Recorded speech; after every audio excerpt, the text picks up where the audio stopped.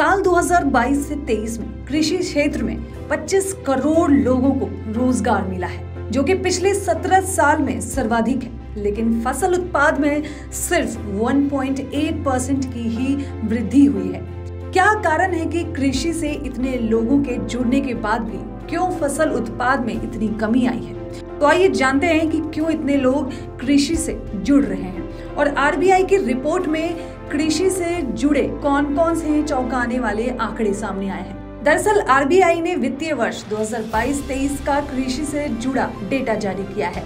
इस डेटा को देखकर पता चलता है कि लोग एग्रीकल्चर को रोजगार के रूप में अपनाने लगे हैं।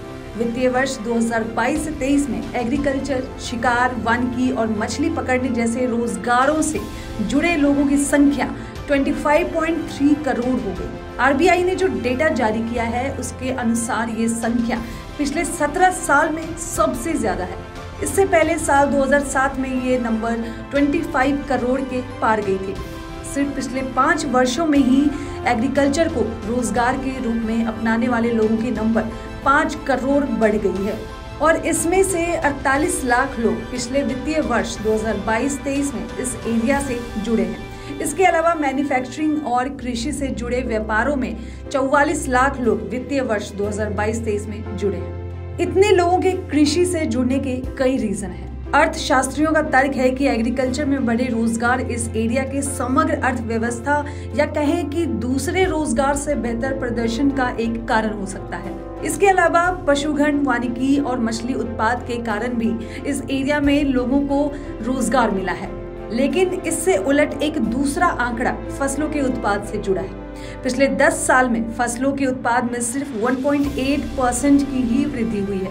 इसका मेन रीजन एनवायरनमेंट में हो रहे चेंजेस को माना जा रहा है। बारिश के पैटर्न में हो रहे बदलाव और मौसम की मार से बर्बाद हो रही फसलें इसका मेन रीजन है। साथ ही एक रीजन कोविड-19 के समय आई दिक्कतों को भी माना जा रहा है। एग्रीकल्चर में रोजगार तो बढ़ रहे हैं, लेकिन फसलों के उत्पाद में इतनी वृद्धि नहीं है।